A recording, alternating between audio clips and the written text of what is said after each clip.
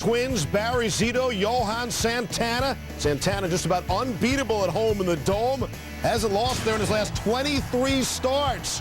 That's regular season, of course. This is the postseason. Looking good. First batter of the game strikes out Jason Kendall. Santana struck out 8. Top of the second, no score, no more. Frank Thomas just inside the foul pole. That's the Big Hurt's first postseason homer since the '93 ALCS against the Blue Jays. Bottom 7, it's 2-0 Oakland. Rondell White, he's played in 2 career playoff games. He has 2 career playoff home runs. That last one of the '02 ALDS as a member of the Yankees. Bottom 8 now. Jason Bartlett on second after a double, nobody out. Luis Castillo chops it to third. Bartlett can't advance. After a Nick Punto ground out, moves Bartlett to third. Joe Mauer, the batting champ, steps up with a chance to tie this ball game with 2 out, a runner on third in the 8th. But he gets out, lines out to left. Zito out of the jam. Mauer 0 for 3 with a walk. Top 9. Frank Thomas facing the reliever, Jesse Crane. And Thomas gets all of that one. Big Frank puts Oakland up 3-1. Thomas goes 3 for 4. And oh yeah, he had to be cooled off in the dugout. Bottom 9. Houston Street on the mound. They say he's not 100%. Well, is he? Michael Kadire, fly ball to right. Remember, this game's being played in the Metrodome, and there's the best example. Nothing cute about that. You got to see this again. Kadire ends up at third. It's ruled a triple. There's no other way to rule that. Bradley clearly has no idea where the ball is. Home dome advantage. Indeed, Kadire would score to make it 3-2. 2 outs, bases empty. Last chance for the Twins. And Houston Street gets Rondell White to fly out. Zito over Santana with more than a helping hand from the Big Hurt. Early in the game, I just want to sit soft because I know how devastating that changeup is, and he has a nasty slider. So, you know, I've hit a lot of fastballs at the ballpark this year, and I figured they would be soft today. So, it worked first couple at bats, but then I went back to being me, and I'm just happy. You know, we came here to win ball games and then play our butts off because no one's giving us a fighting chance. But you know, that's where we're at right now because no one's giving us a fighting chance all year. But we believe in ourselves, and that's what this is all about right now. Frank Thomas with a game 1 for the ages. Indeed, the 13-year span between postseason homers is the longest in Major League history. He's also the oldest player ever with 2 jacks in 1 playoff game at 38 years old. Cy Young or not, Big Hurt who owns Johan Santana? Well, it's got to be Frank Thomas. Now 8 for 19 career off him, including the postseason. Oh, the big league baseball. Game 1 hero, Big Hurt. Hometown hero, Joe Mauer. A's open their postseason to win over the Twins at the Dome, 2 in a row.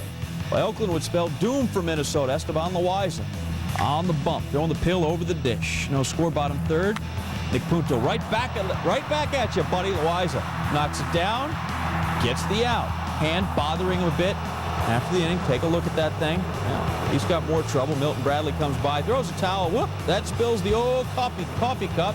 Loaiza not thrilled. He's going to have to go change uniforms. I mean, it's the same uniform. It's just like a clean, fresh uniform. Bottom of the 4th, Loaiza gets Rondell White to ground out the end of the inning with 2 on. We remain scoreless. Meanwhile, Joe Perry, some things to say. He's the batting coach with Milton Bradley. Loaiza tries to calm Bradley down. And the thought here, probably, if you're going to have the coffee, maybe decaf, just water would be fine. Bradley's still upset, going to leave the dugout. Top 5, still scoreless. Marco Scudero batting with a runner on second. How about that runner comes home? It's Nick Swisher. Double for Scudero. 1-0 A's in the 5th. And Bradley, sometimes if you want to mellow, go sit by the even-tempered, stoic vet, Frank Thomas, later in the 5th. Scudero now on 3rd with 1 out. Jason Kendall, little bingo, brings him home. 2-0 A's. And back in the dugout, Bradley seems to have been, we're good. Off we go. Bottom 6, 2-0 A's. Michael Kadire against Loaiza. Kadire, he's on fire. Just like that, we cut the lead to 2-1. Touch them all. Next batter, Justin Morneau, Minnie's MVP candidate, and he goes back to back.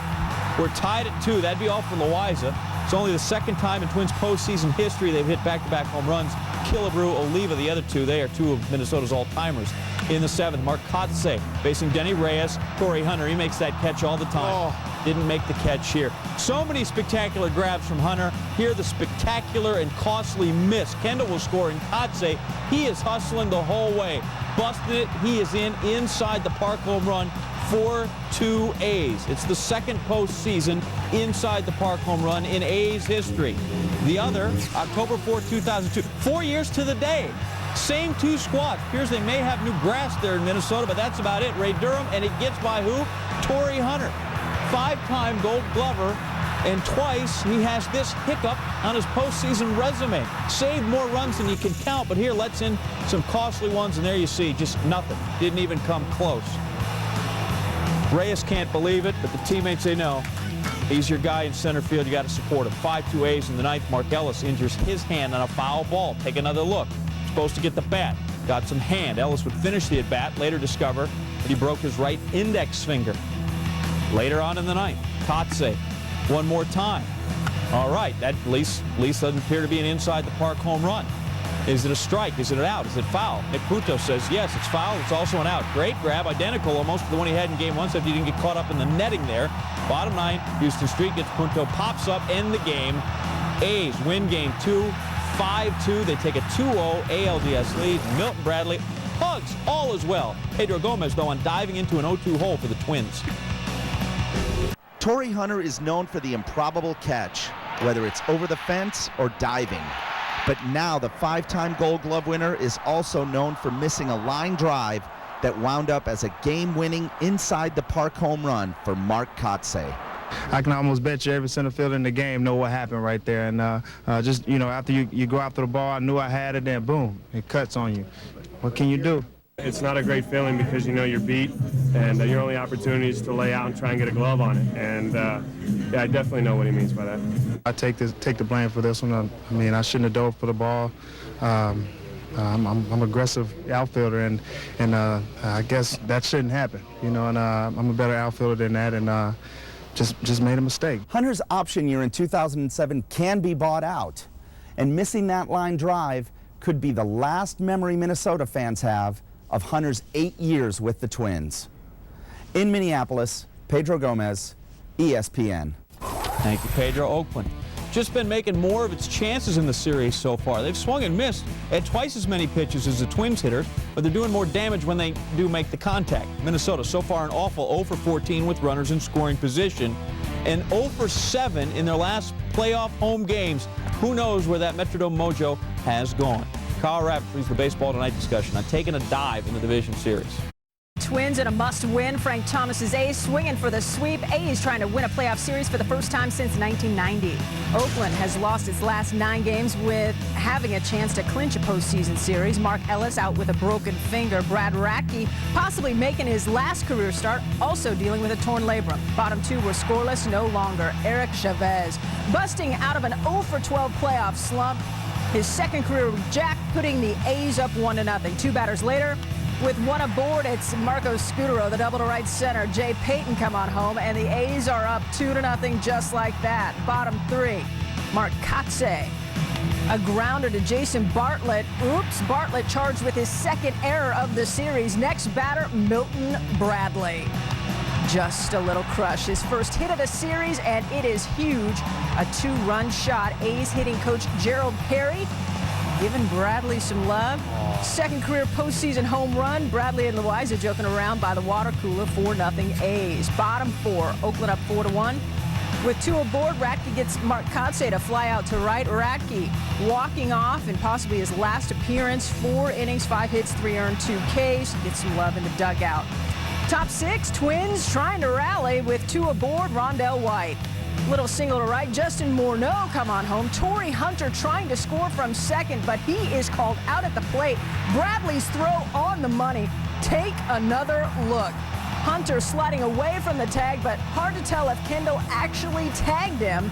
Very close play. Great D in support of Dan Herron. 6 innings, 2 earned, 2 Ks. Hunter homered in the 4th. Got nothing there. Bottom 7, 2 on, 2 out for the A's. Peyton grounding to first. Morneau knocks it down. Tries to flip. One of 3 Twins errors on the day. After a bases loaded walk to Nick Swisher, it's Scutaro again.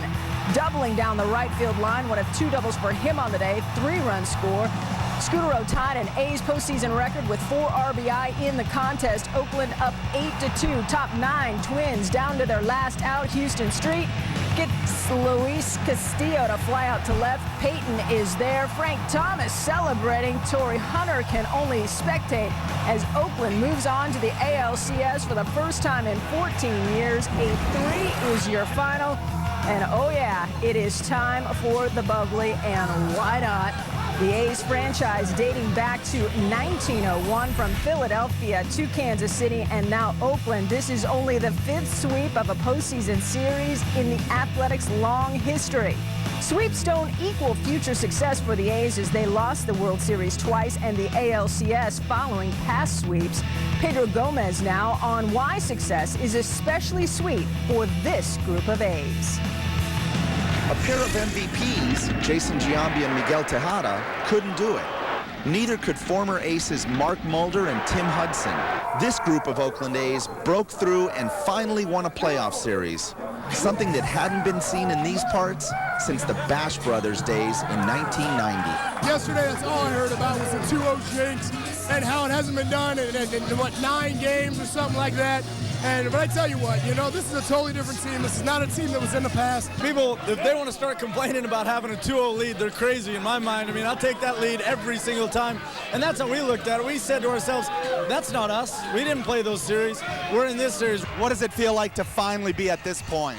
Gosh, man, it's like the pressure's off. Now we can just relax and play baseball. I mean, I guess I speak for me, Chavi, and Ellis, and Mel Hughes, but everyone else, I guess they're relaxed. I was clammy and crazy today, man. Eric Chavez, who played on all 4 of the A's postseason losing clubs earlier this decade, said that the difference between this club and those is that this one is actually less talented, but it has a bunch of hard-nosed players.